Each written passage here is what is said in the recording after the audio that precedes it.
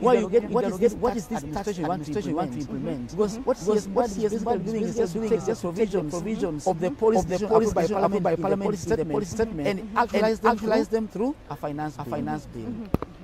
Take us through this budget policy statement. Kama hapa Wakenya wengi walipitwa. They missed the occasion. It's usually out by Feb. Then comes to Parliament for consideration and debate. Exactly. But there is no mwananchi hajui hapo. Yes, and usually send public participation. Naito wananchi proposals on expenditure cutting areas, revenue raising areas. And we rarely get a lot of information in that regard. So the best we can do is to information that is available and advise the Parliament and they pass it. So essentially Kenyans must focus on budget policy statement. Otherwise by the time the books come in April, both for revenue and expenditure, the train has left the station. Tuangalie where do you think has the weakest in terms of being able to grasp that the BPS is the one that contains everything, maybe after that particular. What has been the weakest link? Probably because Treasury does its own public on the budget policy statement. But as a Parliament, increasingly we want to use more machinani strategies, constituencies, perhaps to publicize even more. We would like to do newspaper adverts, but going forward, we might think of a way of making sure that document reaches the people down, revenue. Others the way it is. But again, Dr. realize that this is information that perhaps also be broken down for the public to be able to understand and be able to grasp exactly it entails. Because most of the time when it comes from the Treasury comes to Parliament, the debate that happens with the legislators also Mwananchi is also able to follow and be able to understand. Of course, we get also experts to be able to understand how easy Mwananchi is to be able to understand. Break down understand how the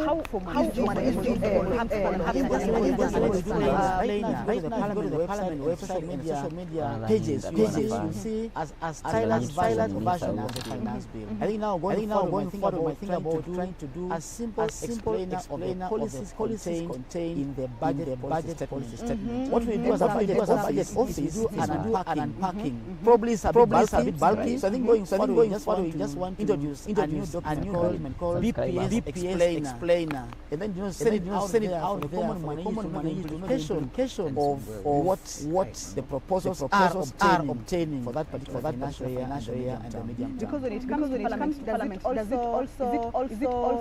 can it also be amended?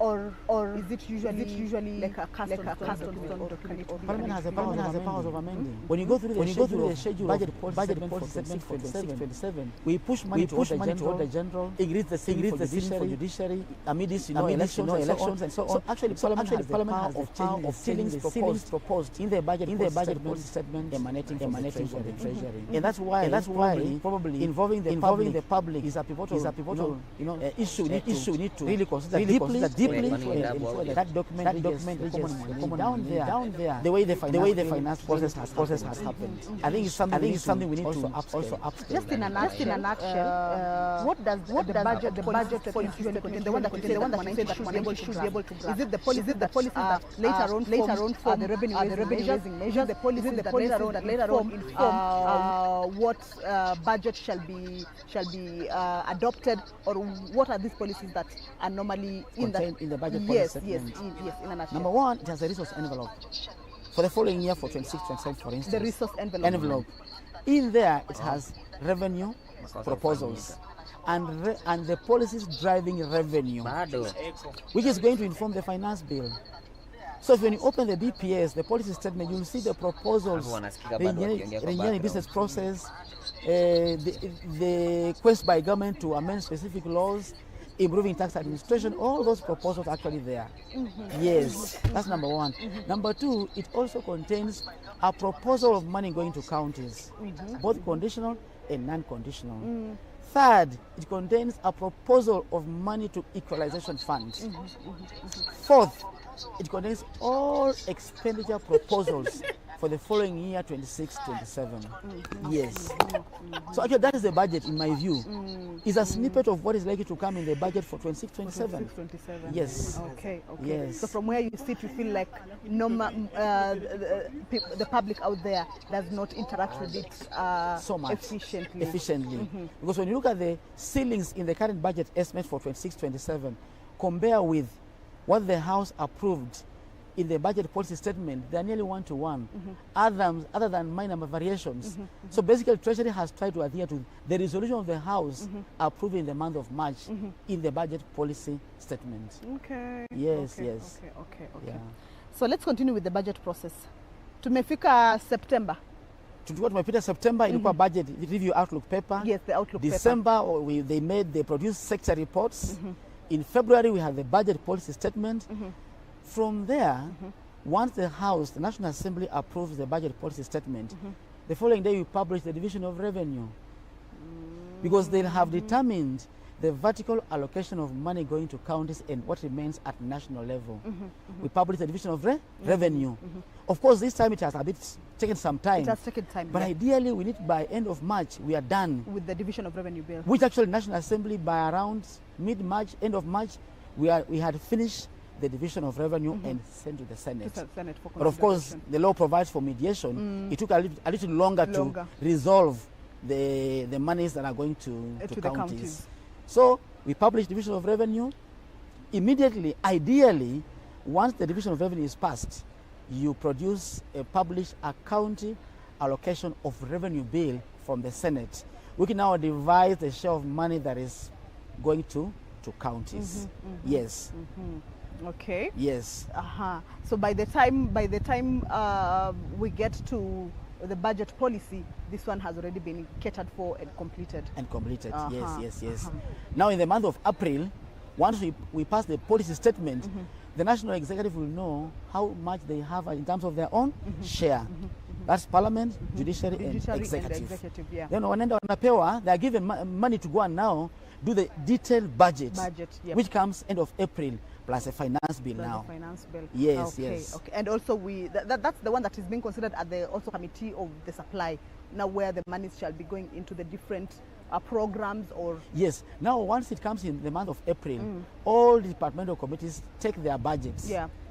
Based on the provision of the standing orders in terms of the mandate of the committee. I hope we're together. Yes. Then the budget committee picks Article 221.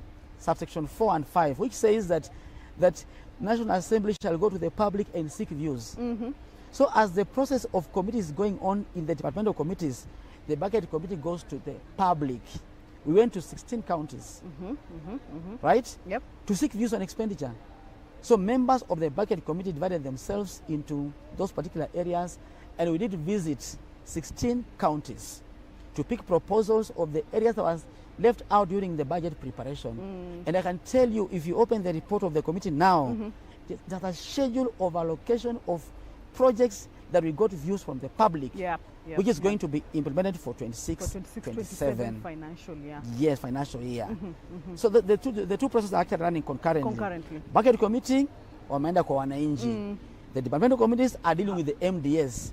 When we come back, chairs of the committees appear before the budget committee to present the proposals and amendments to the budget committee. And the work of the budget committee is to be a gatekeeper. Wanaangalia committee on agriculture wameleta mabadiliko magani. Is it in line with government priorities? Are you asking for too much money? So the budget committee does the balancing effect process, of course consulting the National Treasury and even perhaps even the presidency, because the bearer of the vision is the president of the day. So they must do things within the confines of areas of priority in sync with the government of the day. That's basically their work. Then they produce a report which comes to the House. Debate goes on, proposals, members will give views about it, culminating in the Committee of Supply. Are you together? Yes. Committee of Supply basically means that actually, if this chamber was big enough, where do you come from? Which is your constituency? Kaloleni. Kaloleni. All members of Kaloleni cannot fit in the chamber. All okay. All the public the constituents exactly cannot fit in the chamber. Oh yeah.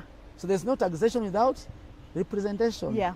And therefore, on behalf of the people of Kaloleni, your MP will participate in supplying money for expenditure to the different entities and programs. Yes.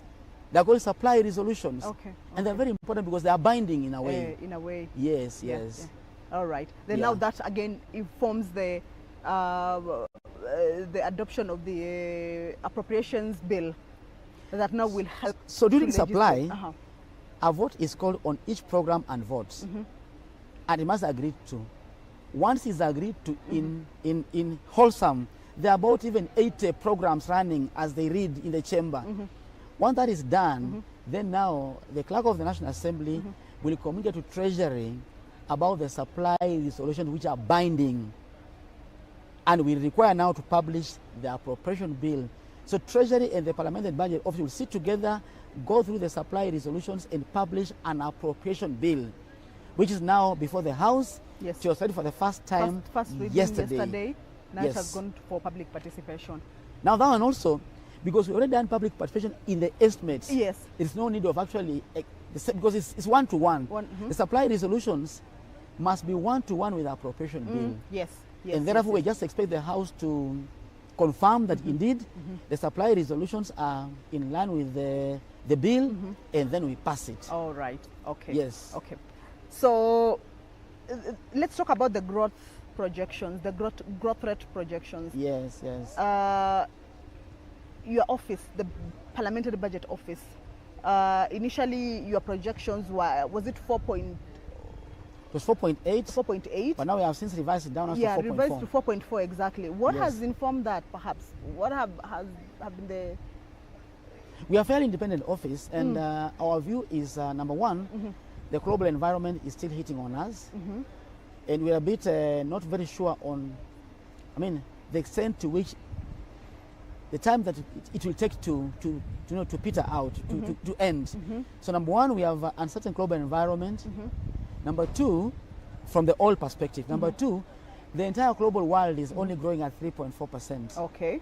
And Kenya is a small open economy, and therefore we believe the impact of the slowdown of global economy is likely to have a negative knock-on effect on the growth trajectory for Kenya.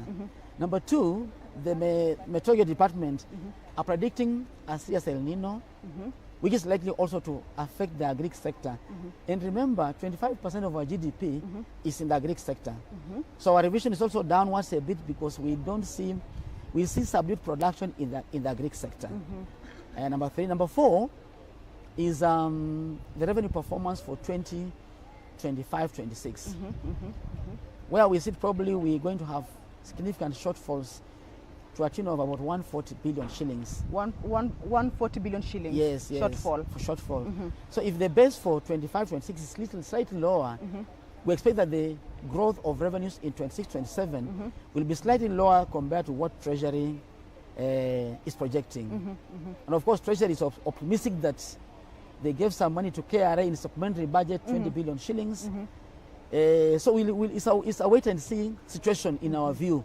Yes, yes. Okay. The Parliamentary Budget Office projections are 4.4%. Yes. Treasury has its own projections. 5%. 5%. Yes. Why though are you not working in sync? Perhaps.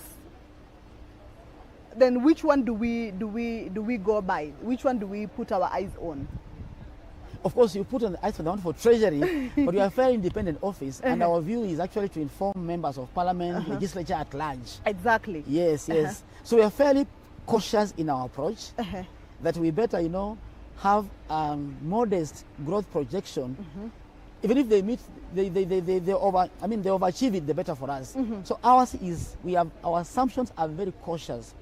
Treasury, naturally, in the world, they are usually optimistic. Optimistic, very ambitious. Exactly. Yes, yes. How are your projections? How did the projections stand for the 2024-2025 financial year with these ones? We believe we will be more realistic, given the current outcome up to May. From a revenue point of view, we believe our projections were more realistic. Although Treasury still insists that they are going to meet the target, but we don't see only a month, a few weeks left to the end of the financial year. A few weeks, yes. We strongly believe that our projections were more realistic. And often the budget committee and the House, often the not actually usually agrees with us, and we usually send a warning. In the committee report, you will see specific, proposals that the committee and the House was proposing in terms of, upscaling revenue collection, which is basically information we provide to them. Oh, right. Yes. Okay. Yes. Okay. Yes. So let's go back a bit to the review process where you look at the performance of even the MDAs and all that, and also propose or look way forward on how to. Have you seen what has been the major? I don't want to call it a challenge, but what have been the results at the end of it as you review? How has been the performance in terms of development by the ministries for the monies that have been put out there for development? How has the achievement of those projections been, or those development plans been? Thanks to the new our standing orders, actually, we have a very strong provision that requires that every quarter the MDA shall submit a report on budget implementation to Parliament. So we as a PBO, we usually get those documents, we analyze together with the control of budget reports and inform members of inform those particular committees. In that way, when they go for the field visits, they're able to know that the actual expenditure for this program was, for first quarter, was 5 billion shillings. And we see perhaps the outcome is that no money has been disbursed so far. When they go out there to check the implementation on the ground, will be compared with the numbers we have. So if we realize that actually we have a slowdown in terms of implementation, exactly, then the committee is able to call the minister in charge, the PS in charge, and globally the treasury to explain why we're having a slowdown of program implementation. So I want to see the outcome of that by end of June this year to see whether the legislature was able to be impactful in terms of influencing budget execution by doing the follow-ups in the various departmental committees. Exactly. Yes. And perhaps how I don't want to say common, how the cases, how many have you been dealing with in terms of what you are telling us now? Oh, but then we have positive gains. Are they regular, often, or the implementation is really? We have positive gains. Actually, some ministries, the CS could be our, because the CS drives policy. In some areas by there, you realize that the CS has got no idea of what is happening. But with the reports showing up now, increasingly, people are able to lay blame to where it belongs to. If an MDA is implementing program X and they haven't received the exchequer, then we'll know the problem is the National Treasury. Then Treasury has to explain why those monies are not being disbursed on time. So to me, the vintage point is the legislature now is able to be at the center of budget execution, which wasn't the case before. Which wasn't in the before the old standing orders, they didn't provide any provision for budget execution and the follow-up. Yes, so you feel now that since after the introduction of those standing orders, now the legislature has been very at the center of it. And even actually the scrutiny of 26-27 will automatically be affected by the program implementation status of 25-26. And I've seen some committees actually cutting off some programs that are slow moving and putting money in areas that they believe they are important in terms of quick wins of achieving those priorities. But if they're slow moving and yet they perhaps need to have an impact on Mwananchi and they are being moved to somewhere else, what happens now to the programs that are supposed to help Mwananchi, let's say, but they have been slow? It is two-pronged. Number one, that those slow-moving programs that are not very important. But if the programs are slow-moving but are important, then we look for mechanisms of ensuring that farmers get fertilizer on time. Oh, yeah. So you cannot cut down on fertilizer just because... Yes, it's slow. Yes. We ensure that is done. The minister is called to explain why are we not having a timely fertilizer to farmers. And then now, Treasury is also involved in the process and asking why perhaps it's taken so long for money to be disbursed. So it's a loop. MDA, committee, MDA, and then Treasury. Because sometimes the problem is not with the ministry. Probably there are exchequer challenges that are arising in the course of time. Okay, thank you for that. Those are great insights. Let's delve into the debt management. It also falls. You also a critical organ in ensuring that Parliament ensures that the country does not go beyond the ceiling. But we are already over. Yes. So, from where you sit, what do you think the debt management should focus on in terms of trying to bring the ceiling down? When you go through the debt reports, even as we speak now, the report on debt for the budget for 26-27 is before the House. Yeah. And I think the Committee on Debt has done a very good job in terms of remedying and making proposals to ensure that the loans taken are properly utilized. Yes. A case in point is before the Debt Committee was formed, there were huge monies paid in terms of commitments, and yet the loans have not been taken off. All right, okay. So actually the committee has been able to call all those entities to ensure that they explain why we have sitting commitments running in billions of shillings, and yet the programs are not being undertaken. Those proposals have gone to Treasury, and even as we speak, there's a proposal of a specific bill that's supposed to be spearheaded by the Committee on Debt in terms of just managing the debt situation in Kenya. So to me, legislature is at the center of debt management. And going forward, we will see a lot of gains. And even the budget for 26-27, you'll see the deficit is 1.1 trillion compared to 1.2 trillion that is likely to come to be actualized in 2026-27. So then the gains of deficit financing and debt reduction is slowly being seen. Because remember, deficit leads to debt accumulation. So for you to reduce the deficit, you must reduce, debt, you must reduce the deficit. So going forward, we'll see, I'm sure we'll see a lot of gains from the debt committee perspective. From the debt committee. In terms of reducing the debt going forward. Okay, all right. So this afternoon, the Cabinet Secretary is coming to make the budget pronouncements for the 2026-27. Your office has been a very crucial part in all that. Unamwambiaje mwananchi in terms of the budget that is now before everyone? Like this is everyone's participation in this budget, if it's taxations, if it's what, because there have also been issues. Maybe I should just actually pose it to you before we wind up on the revenue raising measures and that will fund the budget.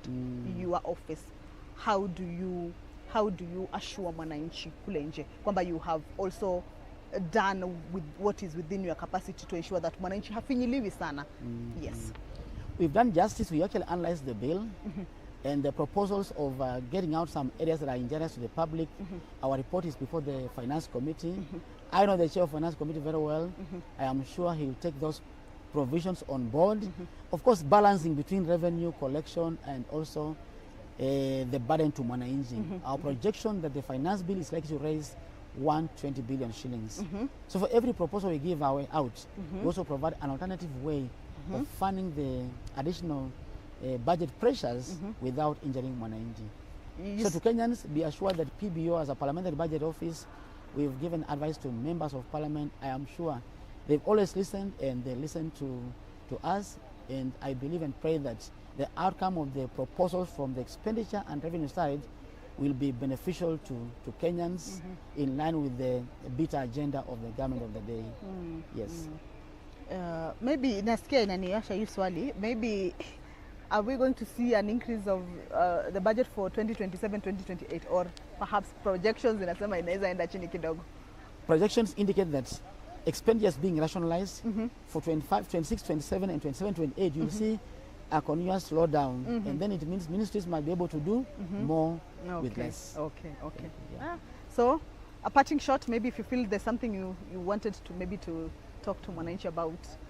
Nothing so far. I think we just expect, our office expects that perhaps 26-27 will be a better year if MDS are able to utilize the money in an efficient and effective manner, geared towards just offering services to the common mwananchi, which is the cardinal role of the legislature. Of the legislature, exactly. Yes. Okay, thank you so much. Thank you so much. Thank you so much. That has been the director of the Parliamentary Budget Office, Dr. Martin Masinde, shedding light to me and you regarding the budget process, when it starts, when it ends. He said that we are at the tail end of the 2025-2026 financial year, meaning that the 2026-2027 financial year, meaning that the next budget is almost coming to its, or rather starting basically that. So right now I'm joined by my colleague, my fellow journalist as well as commentator, the parliamentary proceedings. This is you don't know my name. Edward Kabasa. How are you? Welcome. Good job. You have been missing in action for a long time. Not really. There is so much away from the screens. There's a lot that happens, especially in our spheres of journalism. Yes. I've been to China yes. for 2 weeks, learned so much. But today I'm really excited about the 4.8 trillion that the Cabinet Secretary is going to lay bare before the country this afternoon. And the engagement so far points to the direction that Kenya is actually moving ahead. And what I am really interested in is finding out how, you know, the tax measures that the government is putting into place are going to help this country achieve the needed development that we require. A new airport terminal is going to be built, by the way, and I think it's one of those things. I hope he mentions it. Yes, and also education, CBE is a new curriculum that I think the government is trying to lay a lot of emphasis on. It is getting the lion's share of the budget that is going to also be health there is today. part of Health is also there. Yeah. The universal health coverage is something that I think the government is really trying to achieve. There is also the hiring of intern teachers and so many good things that I think the Cabinet Secretary will be presenting this afternoon to Parliament. Well, so for me that wraps it up. Thank you for allowing me to steer this particular conversation this morning. I have talked, or we have heard from the Chairperson Budget and Appropriations Committee, Honorable Samuel Atandi, and also we have also gotten some insights regarding the budget process and how the Parliamentary Budget Office is actually, what its role is in the budget process in guiding the legislature. That was from the Director, Dr. Martin Masinde. So as of now, for now, I hand it over to my colleague, Edward Kabasa, who will be able to walk with you through the next conversation. Of course, later on in the afternoon, the CS for Treasury, John Badi, shall be in the chamber to be able to present or make the budget pronouncements for the next financial year. That's it from me. My name is Kamche Menza. See you later. Thank you very much, Kamche Menza. It is a very interesting afternoon. 4.8 trillion shillings is going to be presented. What the government is going to do to ensure that it attains this this money that is going to fund Kenya's development in the 2020-2027 financial year. The Cabinet Secretary for Treasury will be before Parliament this afternoon to read out the budget, and there is health, education, agriculture, housing, roads and infrastructure, social protection, security, youth and women empowerment. What does the Cabinet Secretary has in store for these sectors? And joining me now is Ugenya Member of Parliament, David Ochieng. Thank you very much for joining us this afternoon. Even the climate today agrees that it is a momentous occasion for the country. What are you waiting for this afternoon? What is your expectation like? Oh, thank you so much, and I agree with you that it's a momentous day and occasion. And for me, I'm looking forward to especially resources and investments in the productive sectors. You know, we want to hear how much money is going into fisheries, how much money is going to coffee, how much is going to sugarcane, how much money is going into agriculture generally. Because as you know that our Kenya Kwanza manifesto is very strong on investing in the productive sectors. And I know that through the process we've just gone through, we've been pushing for more resources going into those productive sectors. You know, we want more money in agriculture, fisheries, blue economy, mining, cooperatives, and I'm certain that in the afternoon we'll listen to more on that.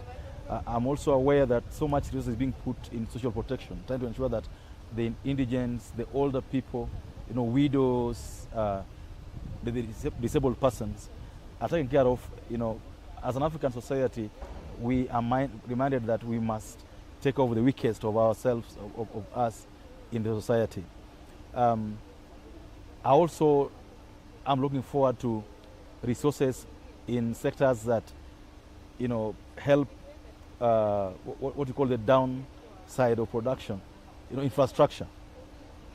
Kenyans are looking at ensuring that the things that are supposed to be done, the money is on railway to Kisumu to Malaba, the money is on the Mau Summit, Rironi, the key roads, the key sectors that help us, you know, interconnect in the country.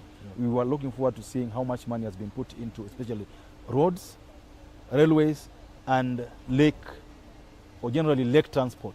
You know, for example, Lake Victoria today is not very much utilized transport-wise. And we're looking forward to more resources being put in, especially ferry,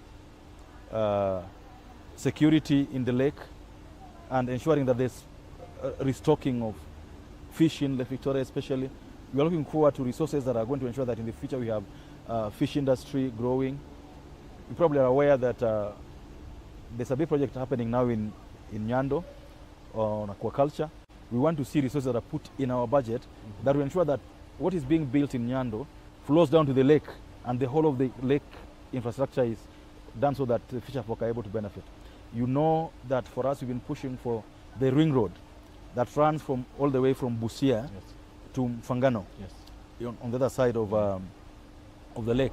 And we are hoping that enough resources have been put in that budget that will ensure that those roads that have been promised over the last 20-30 years are done and are done properly. You know that Kenyans are now paying a lot of money in terms of the housing levy, and Kenyans want to see the housing money being spread equitably across the country, so that what is being built in Mombasa, in Turkana, in Nyeri, and in Lamu meets the standards of what the country requires. We want to see a more balanced distribution of the cake we have as a country. You probably know that we still have out there more than 100,000 trained teachers that are looking for jobs. True. And so Kenyans will be waiting to hear that in this budget, how many more teachers are being absorbed. Of course, you know, this government has done very well in absorbing the trained teachers. You know, so far we've absorbed almost 50,000. We are hoping that in this coming budget it can absorb another 20,000 to 40,000. Kenyans are looking forward to hearing from, you know, the minister this afternoon. And among the highlights, especially on that, is 4.9 billion shillings that has been set aside to employ 20,000 teachers on permanent and pensionable basis. Is this a good start, especially for a country that has come, you know, from a history where there's been a lot of agitation, especially from the teaching fraternity, that you need to employ more? It's actually not a good start. It's a good continuation. Because as you know, in the last 3 years, we started with 20,000, 20,000, 10, now 20,000. And we were hoping that in case there's going to be a supplementary ahead, we'll absorb another 20,000. You would probably know this, that our schools are, especially the senior schools, are largely understaffed. If you go to the far-flung areas like Turkana, Northeastern, you go to parts of Nyanza and Western Kenya, the understaffing is quite acute. And so having more teachers that have been trained being absorbed for me is a big plus. You probably know that among those who are going to be absorbed, there's also a bigger number that are still on internship that have not finished. And the program, and we hope that we provide money for it, is that anybody who has been absorbed into internship should be given permanent pensionable job after the 2 years. And I want to plead with Kenyans and the NAT and the KUPPET, please allow this to run the way it's already being run. Let's not, after 6 months, after 1 year, you are now saying, oh, they have done so much work, they should be absorbed. If the agreement is that they intern for 2 years and then get absorbed, let's stick to that so that more people are able to come into this system. We have more teachers getting employed. During the National Assembly retreat in Naivasha, the question about the cost of educating a Kenyan student arose. Yeah. Again, what is the cost of educating a Kenyan student all the way from preschool to to university? I don't think I'm probably placed to answer that question, but we probably know. First of all, I'm very happy, by the way. I must say I'm happy with the changes in the Ministry of Education. You know, with our PS, we didn't understand what he was doing. And now with the new PS who has spent his time in the ministry, we are certain that the reforms you're looking for in the education sector are going to be dealt with. You know, the question we asked that time, and that I was still asking, and that we'll continue asking the new PS, please get us an optimal cost so that a parent knows that when my kid goes to ECD, this is what I'll spend. When my kid goes to junior school, this is what we'll need. When my kid goes to preparatory school, the CBC from grade 1 to grade 6, this is what I'm going to spend. So that we are aware as a country the kind of resources we require. In this budget, for example, you see how much is going to the education sector? 780 something. 781.4 billion shillings. Okay. The lion's share. You understand? So we should not be doing potea pata with our education sector. We should be clear. We are spending this much money. What do we expect to get back? Yes. You know, the ongoing unrest in schools is a symptom of something that we need to address. Our planning in education. We cannot be investing so much money and our planning is loop-sided. We must see some of these things before they happen so that we are able to address them.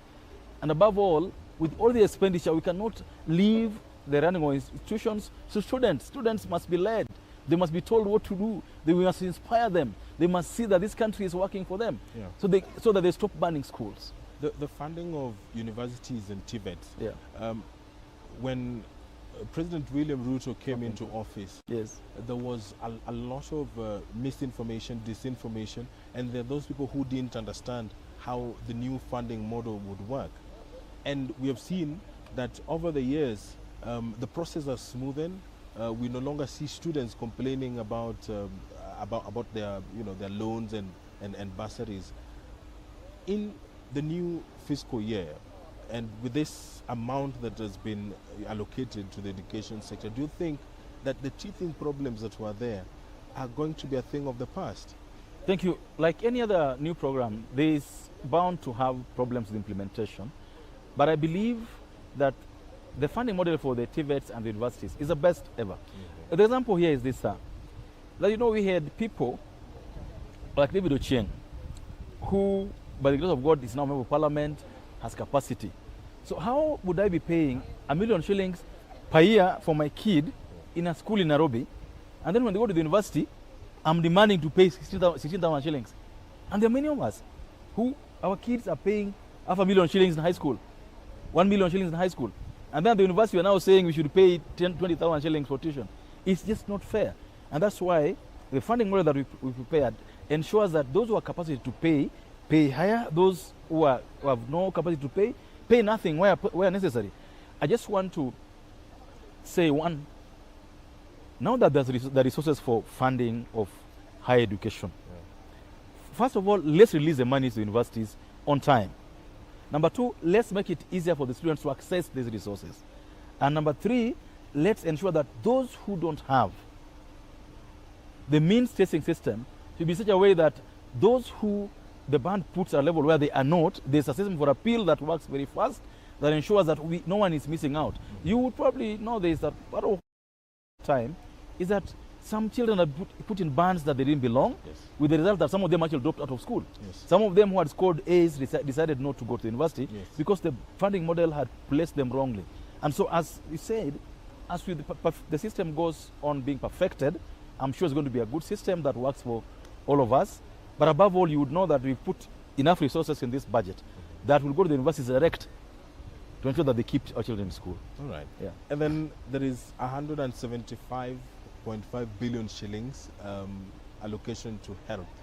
Universal health coverage is one of the areas that the government is really trying to push. But there have also been issues to do with SHA. Some complaining that it has teething problems as well. Some saying that it does not work at all. But there are those who say that SHA works. As a member of parliament, what is your assessment, and what are some of the areas that perhaps this budget is going to cure? First of all, on SHA, I believe there's some resistance to change that Kenyans should understand that SHA isn't and wasn't meant to be a temporary measure.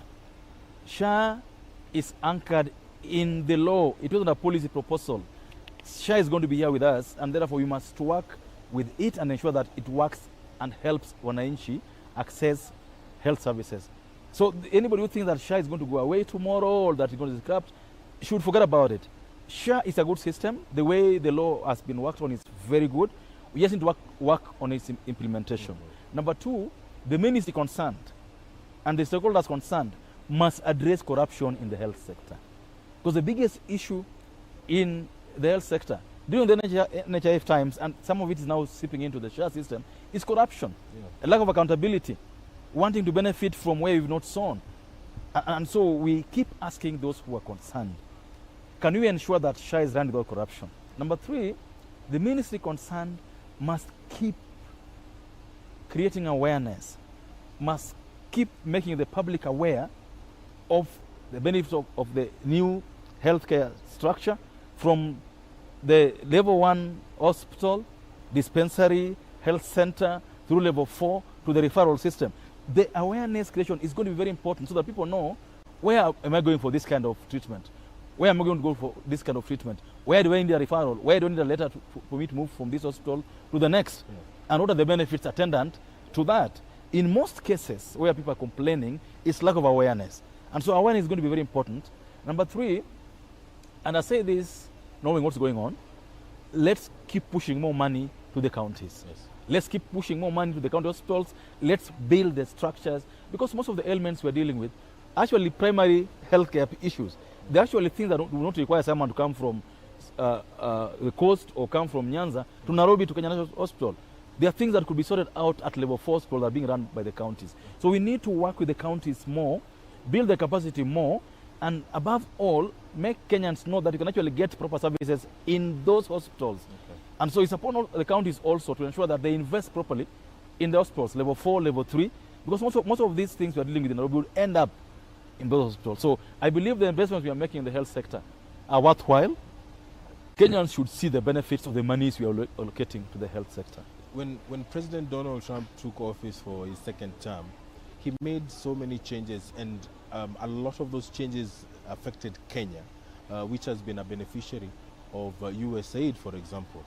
Now the government has allocated 18.5 billion shillings towards HIV programs. Do you think this is enough? I don't think it's enough, but I think it's a good gesture and a good investment towards ensuring that we wean ourselves off dependence on donor support on key areas. You know, we should depend on donor support in other areas, but not, for example, in the managing of malaria, managing of TB, managing of largely communicable diseases, and managing of HIV. These should be things that are matters of national security, existential. And so we should fund them from our budget. We should not seek to, malaria we know kills many people in this country. TB, HIV. Why should we leave it to the largesse of donors? Why shouldn't we put our own money? And that's why the 18 billion shillings may look small, but I believe that as time goes, we increase it so that we ensure you're putting money in areas where we don't threaten our national security if someone withdraws their donor support. What Trump did showed us that what happens if one day we wake up and say UN is not supporting this, UNICEF is not supporting that. We need to be sure that on areas that touch on the very health of the country, we are funding ourselves at a level of self-sufficiency. COVID really pushed countries to the limit. Kenya was not an exemption, and now there is Ebola. There is a whole lot of politics going on. But do you think that it is important for Kenya to be conscious and prepare itself for an eventuality that Ebola gets here? It's a very interesting question to ask in 21st century, especially in 2026. But this should be no-brainers. I believe that, for example, we have a hospital called Alupe in Busia. Yes. Alupe was set up before independence, and the mandate of Alupe was to help deal with communicable diseases, infectious diseases. And so Alupe by now should be running a state of the art, because it's at the border. It's at the border between Malaba and Busia. Yes. And these are our two major border posts. If you leave Namanga, with the movement of people from the rest of the world, the rest of the country. And so I believe we must keep investing in these areas. In fact, it's an aberration to hear that we are waiting for Americans to invest in our management of diseases like Ebola. We should be dealing with this locally, and it shouldn't matter whether they're American or Kenyan. We should be prepared for these eventualities. If COVID experience is anything to go by, we should invest in these things in a manner that when they happen, they're not a crisis. They shouldn't be a crisis. Ebola, in my opinion, shouldn't be a crisis because we've had Ebola before. Outbreaks of Ebola have happened before, and we shouldn't make it a crisis. Above all, we shouldn't make Americans or any foreign country to think that they're going to help us manage this kind of situation. These are areas that we can only collaborate on, but we cannot allow outside countries to take lead in some of these things. And now to a point that probably is close home. Energy. Yes. There is the rural electrification program that is currently underway. Yeah. And a lot of money is, I'm seeing 16.3 billion shillings has been set aside for rural electrification projects. Yeah. What is your assessment of the program? Is it to a level that you feel is necessary, or? I think on rural electrification, we are not doing our best. If you walk into Nyanza today, you'll find villages where there are poles for electricity that have been lying there for 1 year. No, they brought a pole here, they put 100 poles there, 200 poles there. For a whole year, they're just lying there, nothing is being done. So much as there's money you're putting in there, the level of implementation, enforcement of contracts, ensuring that people who have capacity are being given those contracts, is derailing this process. In fact, I must call upon the minister concerned. I must call upon the REREC CEO and his team. We are not doing well in that regard. Money is being allocated, but output on the ground is suboptimal. We must call to order those who have been called upon, because you can't be launching projects every single day. You bring poles, you bring poles, you bring poles. When the minister leaves, the following day the contractor also leaves. We must ensure that whether you launch a project, there's resources for it, and they do to the end. When you ask, you're told, oh, you know, we didn't have circuits, we didn't have conductors, we don't have conduits. You know, we can't have a situation where you are giving the country hope, and for a whole year nothing is going on. Where do you think the gap is? Is it the funding or the generation of power? Because Nyanza, for example, is having serious connectivity issues. There's a lot of blackouts in Nyanza. No, first of all, you must look at, my opinion, like I've told you, is one, we have so many contracts going on about connecting people through the last mile, but they never completed. So complete that first. Then number two, and you've said this severally, we must improve the capacity. And that is why, much as I hear people, complaining, if we can build a safe nuclear plant in Siaya, in that part of the country, because you are right, the highest number of blackouts in the country are in Western Kenya. And Western Kenya means Trans Nzoia through Bungoma all the way to Migori. We have blackouts, any small drizzle, blackout, any small rain, blackout. And the blackouts go on for a long time. People cannot do business. Productivity goes down when power cannot be guaranteed. And that is why, over and above the last mile, we must ensure that the stability of the grid is guaranteed. We can't having power coming from Uganda through our region, and then we are the most unstable in terms of capacity to keep power running. Ethiopia set the standard and the pace when it launched the dam. Yes. And I think for Kenya, perhaps, should we use that as a benchmark?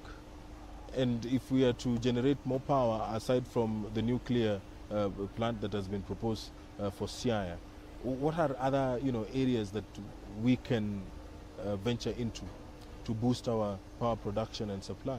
The potential for geothermal power is quite big in the country today, and it's not being tapped even at 10%, in my opinion. Number two is allow for cheaper independent power production structure and systems that ensures that if someone is producing their own power, we can get into the grid at a cheap rate. For example, that we've had that problem where Kenyan is producing power at 10 shillings. The IPPs are selling power to Kenya Power at 100 shillings.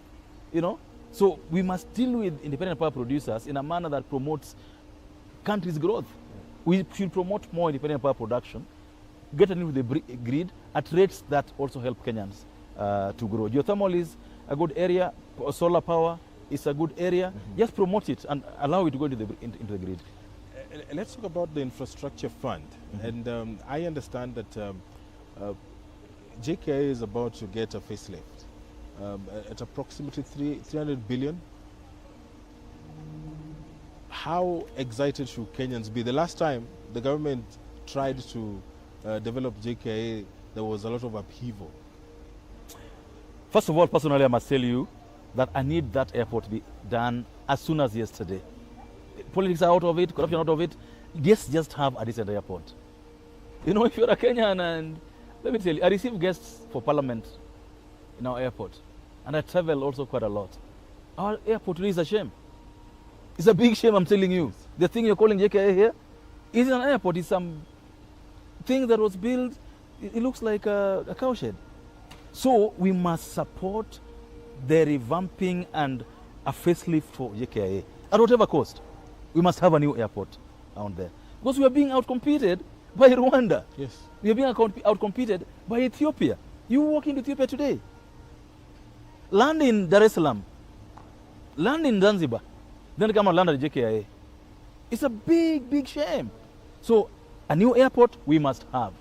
We don't have a choice about it. We should just ensure that as we have them, Kenyans are comfortable about accountability. Kenyans feel that the money is, their money is getting, they're getting value for their money. Yeah. So we must ask the actors also to ensure that as this happens, let Kenyans get value for money. But the airport for me is based. We must have a new airport. There's no two ways about it. After the 2024 Gen Z demonstrations, there's always been this feeling that every time the government introduces amendments to the Finance Act, it's always about introducing new taxes. What is your assessment of this? I think it's a suspicion born out of deficit of trust. And let me tell you, deficit in trust on governments is not just in Kenya. Yeah. It's all over the world. People always think government want to take their money and, you know, it's going to end up in corruption and all this. But you know, countries that are self-respected and self-respecting grow their economies using their own resources. And that's why, for example, and you know, Ndugu, there are people who worked for 40 years in government and were saving 20 shillings per month with NSSF. Now you go home, you can't even get 1,000 shillings a month as from NSSF. Yeah. So, for example, if we introduced an increase in NSSF savings, that is your money from 20 shillings. What can 20 shillings buy for you today? Okay? There are reforms that were long overdue. The reforms in NSSF were long overdue, so that even if you save 1,000 shillings, 2,000 shillings a month, when you retire, you go home with something serious. You know, number two, we are doing a budget today. That budget has to be funded. Okay?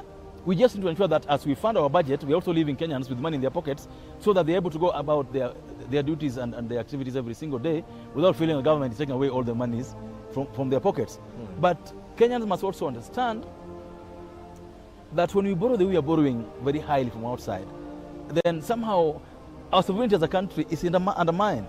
So as a proud Kenyan, I believe that there are sacrifices that we must make to build our country. So much has been said about the finance bills, and finance bills have been there since 1963.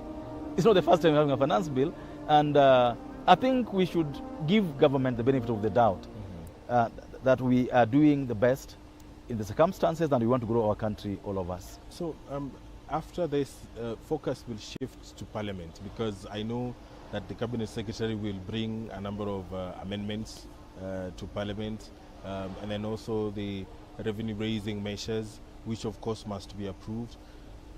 What is going to happen between today and let's say December? Because after this there will be the next year there will be probably it will be called an election budget, I think so. What should Kenyans look forward to, especially you know, from Parliament?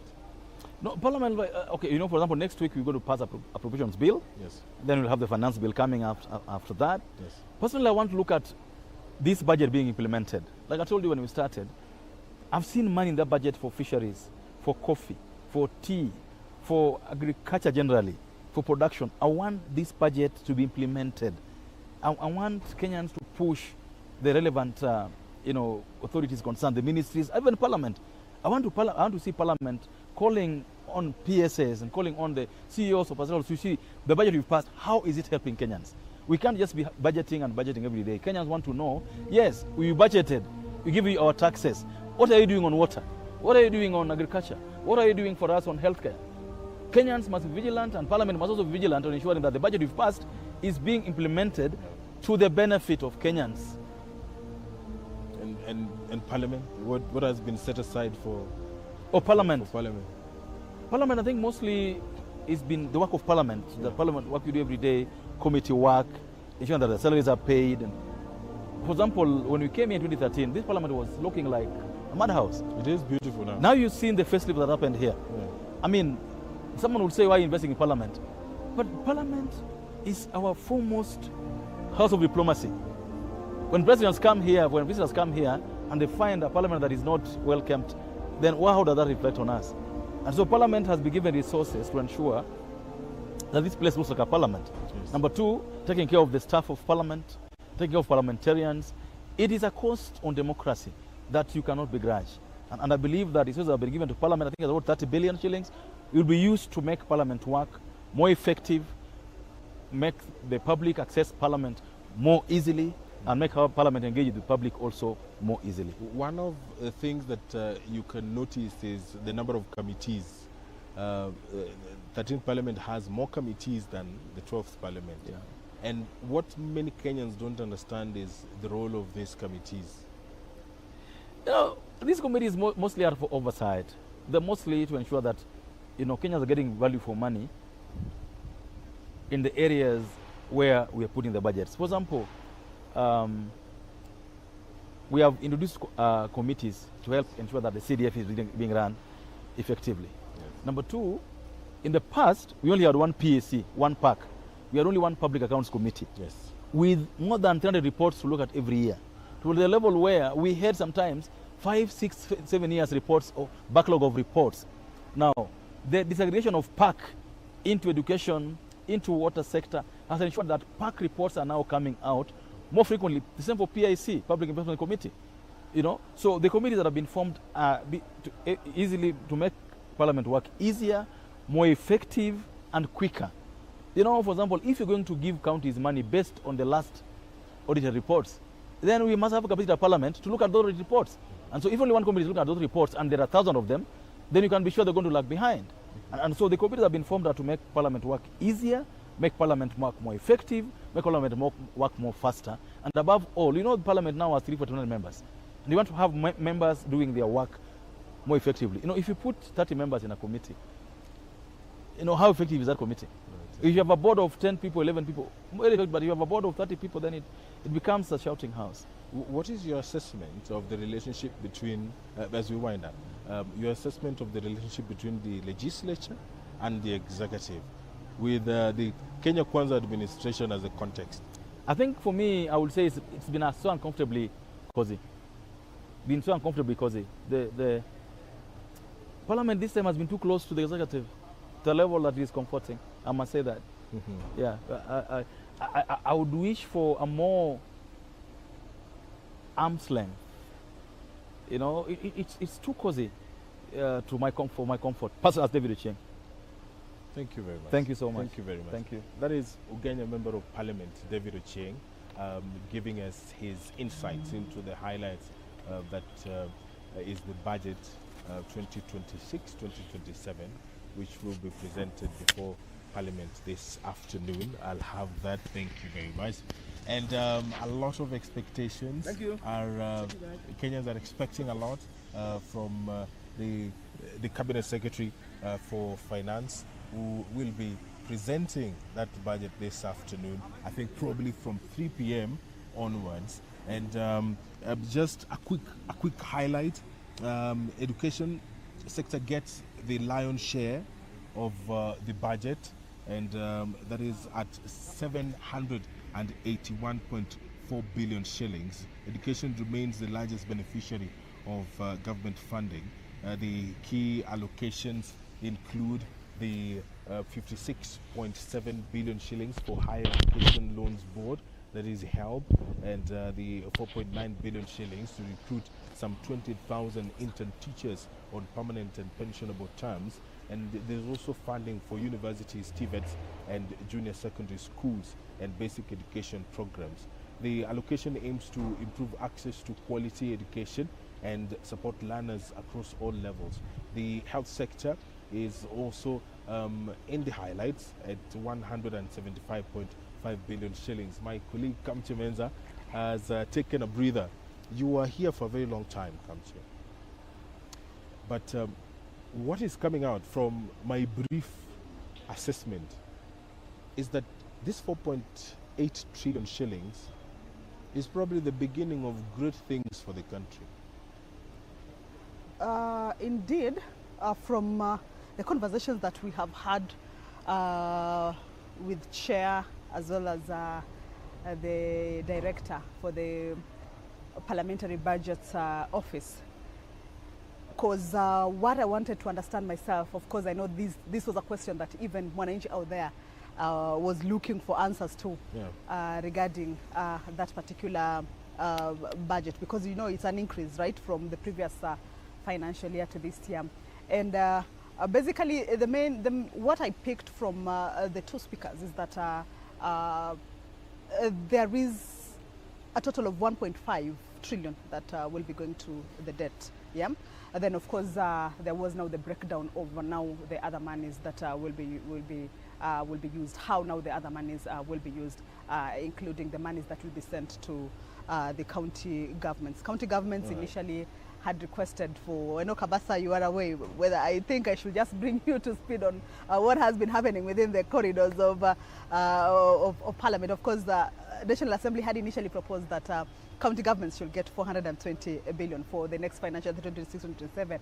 And then when we went to the Senate proposed that the money needs to be increased to 454. And I can see that the next person you'll be hosting is the vice chairperson of the Budget Appropriations Committee Senate. Yeah. Yes. Senator Mutinda. Senator Mutinda is coming up. So those are some of the issues that perhaps I'd like to understand. Why did they back the money? The proposal was around 454. And then they came all the way, when they went for mediation, they came all the way down to 428. So Kabasa, perhaps as you engage the vice chairperson of budget and for Senate, maybe umuulize kwa nini walishuka sana from 454 to 4. But basically those are some of the highlights. Of course, Kenyans want to understand more and how the budget engagements are from the beginning of the financial year to the end. Remember, when it comes to August, of course, the country will start the preparations for the next financial year, the 2027-2028. So, Kabasa. Thank you very much, Kamche Menza. And I am going to be speaking to nominated Senator Tabitha Mutinda. She has a lot of things to say, especially the funding of counties. This has been a thorny issue all the way since 2013. And governors feel that a lot of the resources that are gathered nationally, a huge chunk of it should go to counties. And senators are also backing this proposal or this demand by governors that counties are not getting enough. And the central government needs to do more, provide counties with more. But the question is, how is this money being utilized in the counties? Because the Auditor General, in reports since 2013, has been raising queries that perhaps some of these monies that are being charged to the counties are not being utilized in the manner that they ought to. Karibu sana, Senator. You are live on Parliamentary Broadcasting Unit TV channel, on YouTube as well, and on Signet. Yes. We have the budget today. Yes. The Cabinet Secretary will be presenting a 4.8 trillion budget for the country. Yes. Are you excited or are you disappointed? Where do you stand? I wouldn't say really either I'm excited or not, because for me the excitement is more when the output is visible. And I say like that because I speak as the Vice Chair of Finance and Budget. Yes. We've been part of this process. especially on our side, on the Senate side. Yesterday is when we were able to complete and pass Division of Revenue Bill with the 428 billion, the mediated version, because we had to do mediation. So with that completion on our side on Senate, that's how now the 4.8 in total trillion is. Yeah. But my excitement is when the output is visible and positive visibility. Yes, yes, yes, yeah. Do you think the money to the counties will at some point get to 500 billion? Yes, because you see, it's a constitutional mandate, which is 15% of revenue, national revenue for the counties. And so, yes, we believe that there will be maximization of revenue collection by the national government, and hence that would be able to also increase the allocation for the counties. What? Yes. Now it's 428 billion. 28. Yes. How much would you have wanted counties to get? Actually, our proposal from the beginning was 454 billion. And this was based on different factors, looking at the cost of inflation, okay? At the same time, looking at the SRC circulars that are already with the counties 2 years down the line, and the recurrent expenditure maintenance has been a challenge for the counties. We have the issues of the CHPs. You know, it's a shared budget between the national government and the county government. And so you find that the national government at times honors and the counties are a bit strained because of the challenges for funding. At the same time, you find that we have developments like the issues of the KIPES. NSSF was increased, and all these recurrent expenditures have been a bit of a tight for the counties. So with the 454 that we had earlier suggested, we felt that that should be able to be sufficient for them, at least to be able to ensure they are able to meet all their targets and their budgets, both the current and the developmental expenditure. But with the mediation, during the mediation process, we were able to put our case so much. National Assembly was able also to put their case, and the biggest issue was on the issue of debt.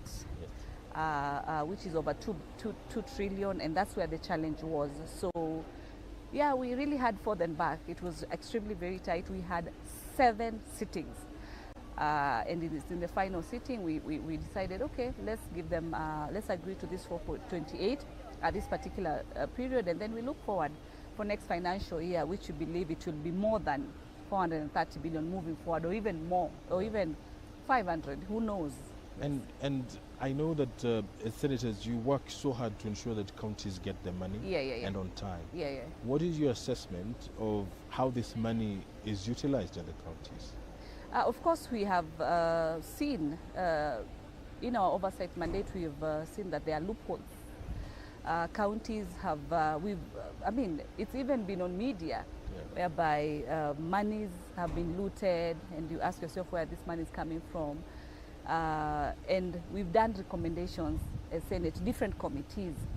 So yes, I wouldn't say there are no loopholes. Loopholes are there. But you see, as per the law pertains, you know, our mandate we need to do our role, and our role is to ensure that counties have got their funding, and that's constitutionally. You know, they're not begging; it's in the constitution. So that is what we appear, and that's what we were able to achieve. So we have different stakeholders.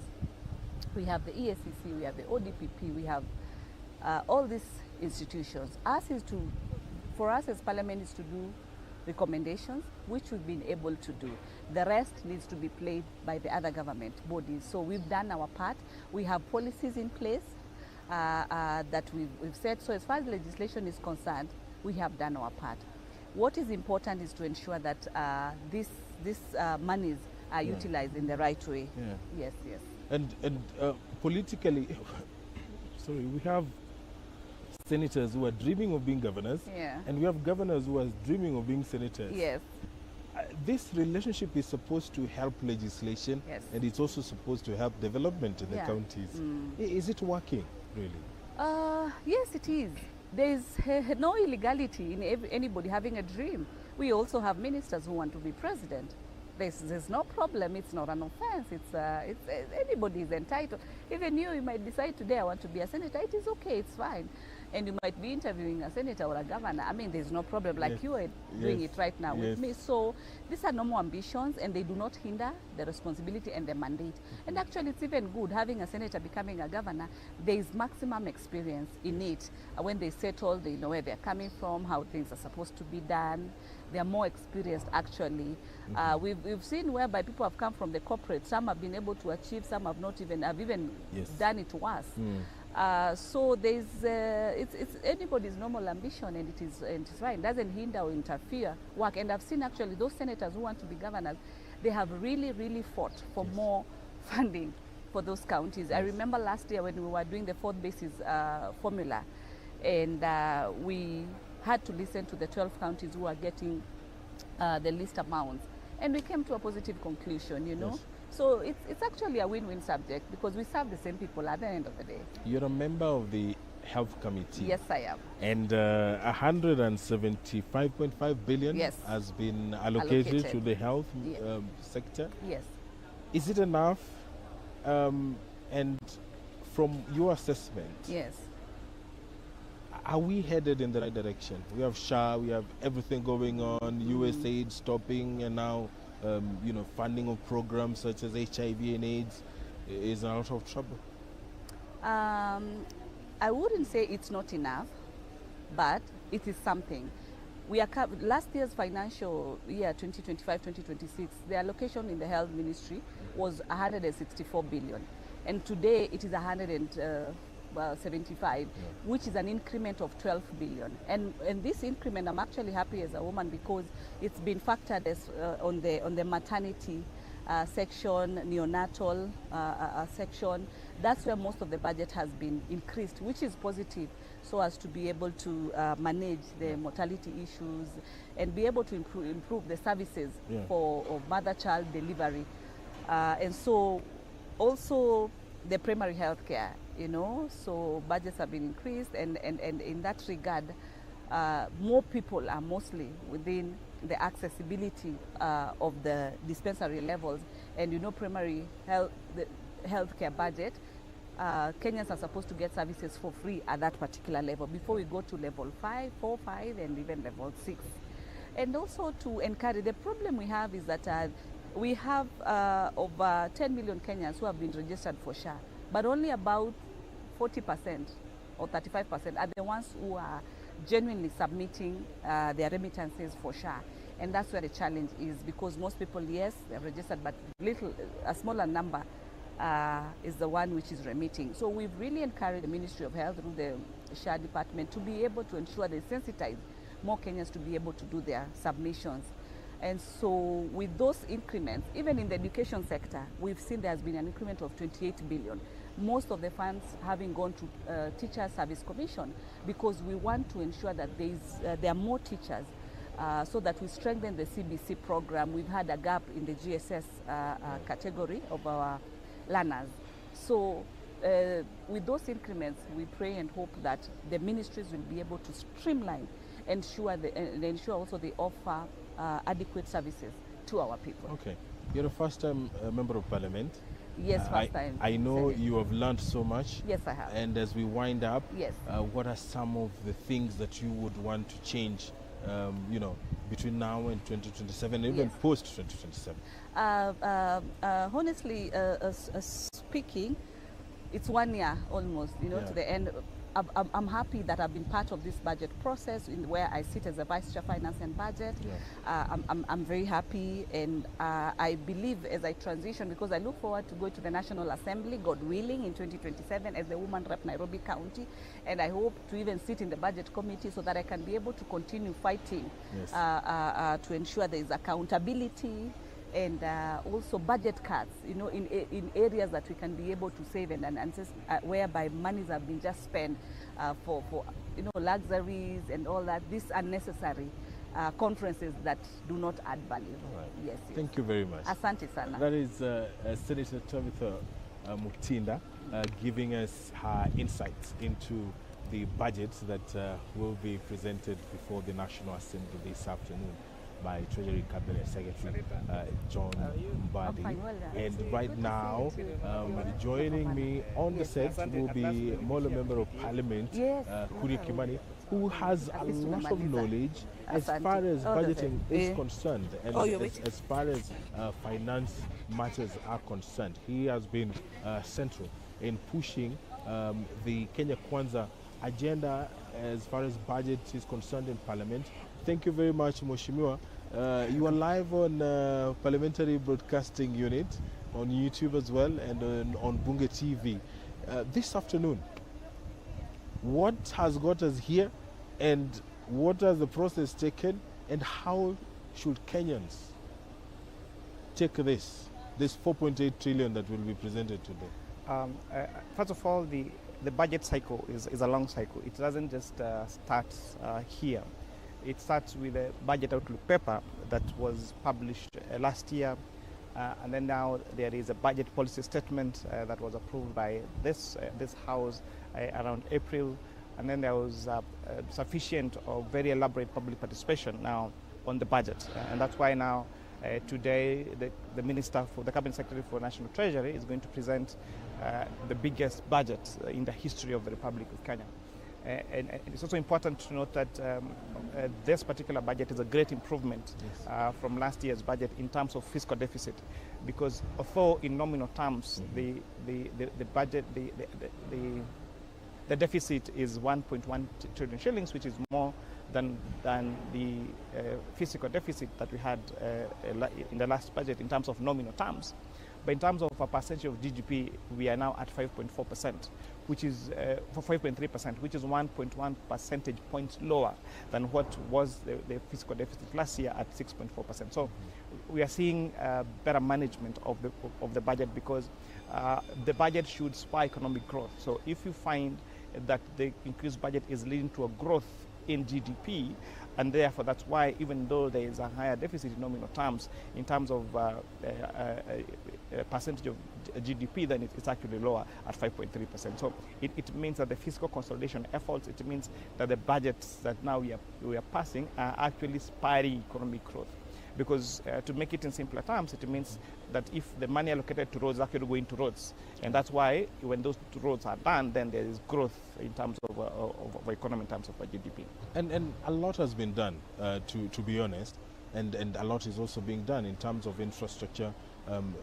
Roads are being built, but to many Kenyans, the budget is just a long speech by a cabinet secretary, and then introducing taxes here and there. But to the critical audience, that Kenyan who knows where we were last year and where we are right now and where we are trying to go as a country, how should Kenyans approach this, this moment that Honorable Mbadi is going to have before Parliament this afternoon?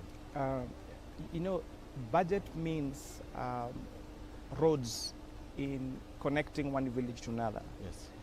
The allocation of money for electricity connection boils down to that home in Molo, that home in Kapsita, getting electricity. Water being sent to roads means that Kenyans that are going to fetch dirty water in the river are now going to have clean water taps in their homes. This budget means that our students in JSS, our students in high school, our students in universities who are supported through capitation are going to get their money for capitation. It means that there are going to be more TVET institutions being built across the country. So the budget is not that 5.8 trillion shillings. Don't think about that. Think about the water projects in the villages. Think about electricity projects that are going to be done. Think about simple things as classrooms being built by national government, by CDF. Think about the 424 billion shillings that are going to support, that are going to, as a division of revenue to our counties. Now it means recruiting ECD teachers in our counties. It means the feeding program, for example, that we've seen some governors implement for ECD kids across the counties. So the big number, it is now those numbers that form this big number of 4.8 trillion. But the budget is what runs our economy. It's what makes us safe in terms of allocation that go to security. It's the one that ensures we have enough police officers. It's what ensures that you can have your good night's sleep without being worried that you're going to be robbed at night. It means that you're able to walk along the street of Nairobi holding your phone because someone is not going to come and grab it. Those are measures, for example. That's what it means by allocation being sent to security. The allocations being sent, for example, for national intelligence. It means, remember a few years ago where we used to have terrorist attacks, and nowadays we haven't been having those terror threats. It's because we have now a very efficient national intelligence service, and it means that the resources that go into national intelligence service are actually working towards making sure that we have a proper intelligence service that informs and prevents crime before it happens, and we could tell, for example, how that has happened over the years. And finance bill is coming before Parliament. There's going to be debate. We know how it has gone over the last 2 years, but there is a lot of misconception. And yesterday, the Treasury came out with a document trying to simplify this thing, saying that we are not introducing new taxes. All we are trying to do is streamlining things. What should Kenyans look forward to? Are they going to be seeing a situation where members of Parliament are going to be debating and passing these amendments for their benefit in terms of PR, basically? I want to guarantee you that we have done public participation in 15 counties. We are now at the process of considering our reports that I'll hopefully be able to table next week. And the views of Kenyans, I want to guarantee you, will be reflected in our reports. And even from the bill itself, if you come through it, there is no introduction of new taxes. What there is better is improvement in our tax administration. Yes. And that's why even most of the proposals that you see are amendments to the Tax Procedures Act, because it's more procedure, because the way our tax administration has been happening is when you have now 20% of our Kenyan population paying 80% of our taxes. And that's what we're trying to correct, that deficit, to make sure that everyone pays their fair, and I mean their fair share of tax, not a shilling more and not a shilling less. Because if you all of us paying the right share of tax, then that we wouldn't have that burden being on some and not on others. Yeah, and just to mention, like a brief example of what we mean. Definition of, for example, immovable property or drafting fix, that the word and is replaced with or, so that land, buildings, or rights of wminerals each qualify separately as immovable property. For someone who has really read so much or who understands the budgeting process and the Finance Act and whatnot, Kenyans are jittery, especially when you charge on their property. That am I going to be paying double tax, or what is happening to my money? There is no any double taxation that is being introduced, and most of those clauses that you're seeing, deleting or and replacing with and, is more of simplifying the tax language so that it is crystal clear what the law intended to do. And I think what we seem to be doing is overthinking about some of these provisions. But once I table my report to you, you'll see. And you'll see that we listen to the views of Kenyans, and you'll see that there is no introduction of new taxes. What we're doing is enhancing tax administration to make sure that everyone pays a fair share of tax. And let's talk of Gen Z and their understanding of the budget making process. They're very vocal. They're using social media to educate their colleagues about what is happening in the country. Are you happy that young Kenyans are talking? For the finance bill has been here since 1963. Yes.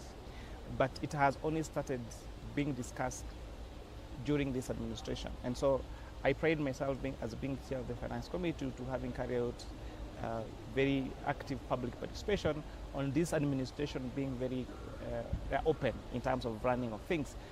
And so as a result, I am very happy to see discussions on Kenyans who have not necessarily studied economics or finance, explaining the difference between zero rating and tax exemption.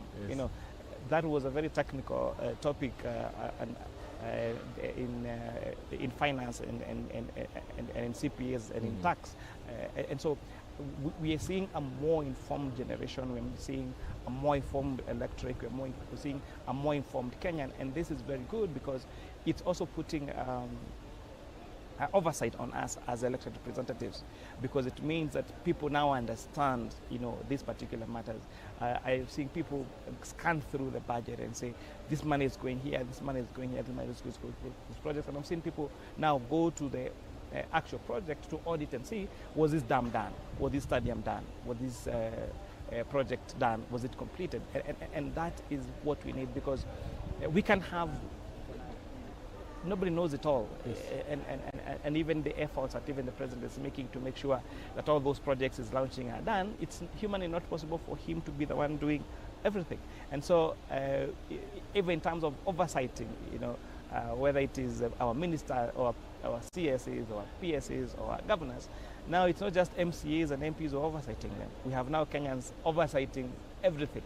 And I think that is a way to go to make sure that we reduce reduce corruption.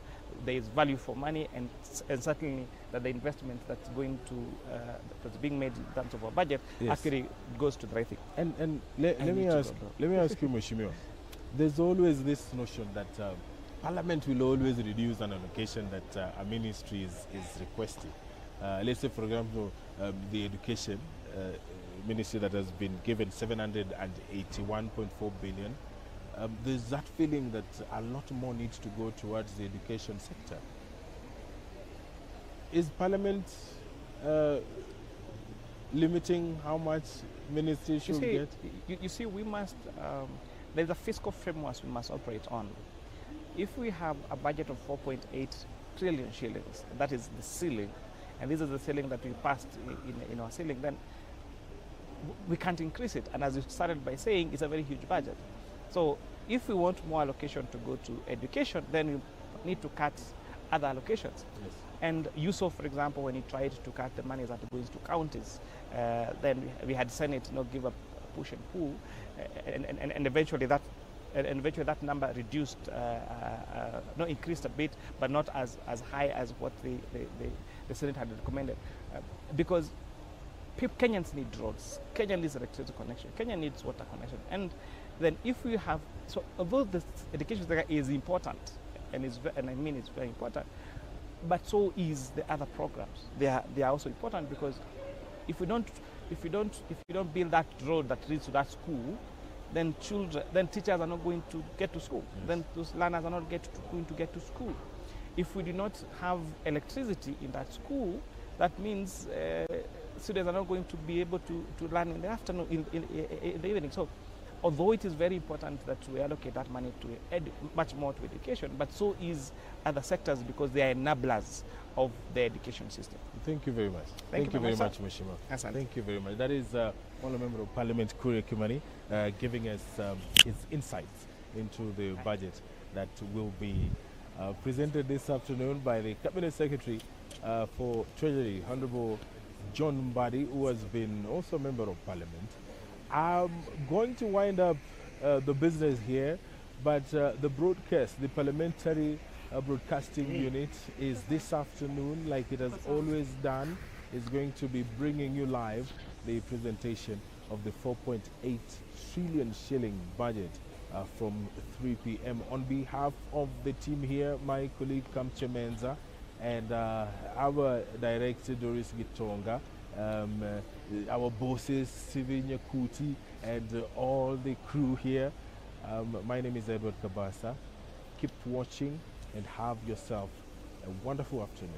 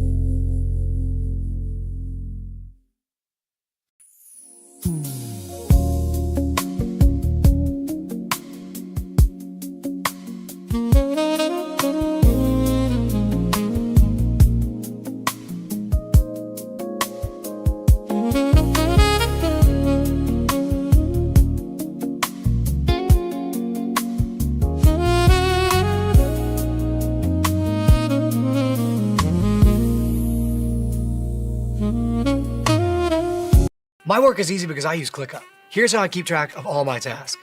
I start by brain dumping everything I need to get done in a list view. Next, I set a priority and a due date to keep things on track.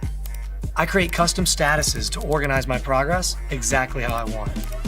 I like to add the action items field so AI can show me the next steps. I add my teammates as watchers so they're in the loop. ClickUp makes work easy, from personal projects to running a multi-billion-dollar company. Click the link below to create your workspace for free.